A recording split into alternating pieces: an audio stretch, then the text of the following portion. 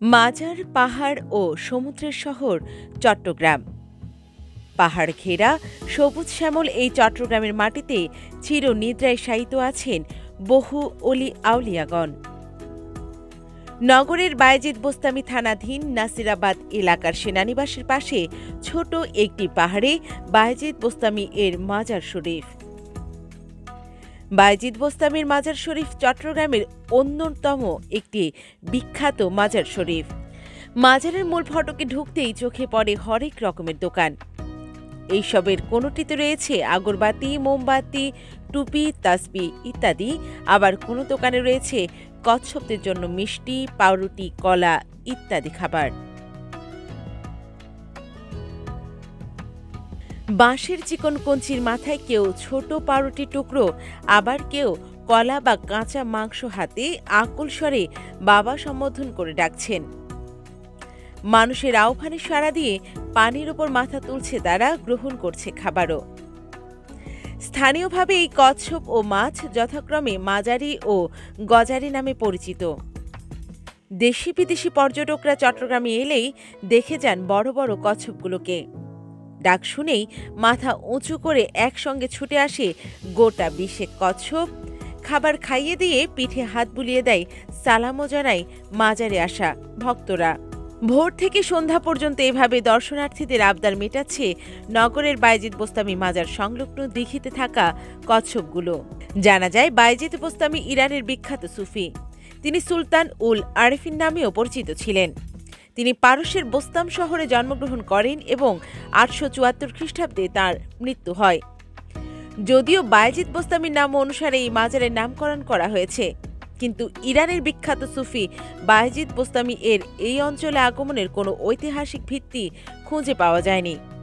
ধারণা করা হয় মুসলিম ফকির ও আউলিয়াগণ চট্টগ্রামে ইসলাম ধর্ম প্রচারের সময় সচরাচর জঙ্গল বেষ্টিত পাহাড়ের চূড়ায় আবাস স্থাপন করেন এবং মন্দির ও বিহারের অনুকরণে বায়েজিদ বোস্তামি ও আব্দুল কাদের জিলানি এর নামে মাজার শরীফ সমাধিক্ষেত্র নির্মাণ করতেন। সম্ভবত এভাবেই তারা জীবন জীবিকা অর্জন এবং মানুষকে সঙ্গবদ্ধ করতেন। তবে এটি সর্বজন স্বীকৃত যে বায়েজিদ বোস্তামি চট্টগ্রামে মারা যাননি এবং চট্টগ্রামে তার নামে পরিচিত সমাধিটি হচ্ছে একটি জওয়াব বা অনুকৃতি। এলাকার জনশ্রুতি অনুযায়ী বায়েজিদ বোস্তামির চট্টগ্রামে আগমনের ইতিহাস শুনতে পাওয়া যায়। চট্টগ্রামে একটি সমুদ্র বন্দর এবং আরবরা তাদের বাণিজ্য জাহাজ নিয়ে 8 শতকের দিকেও এ বন্দরে আসত।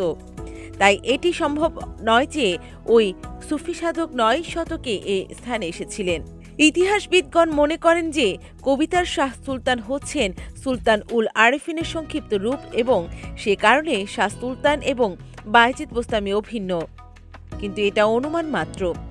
বায়েজিদ বোস্তামির চট্টগ্রাম ভ্রমণের কোনো প্রামাণিক দলিল পাওয়া যায়নি। পাহাড়ের চূড়ায় রয়েছে একটি সমাধি।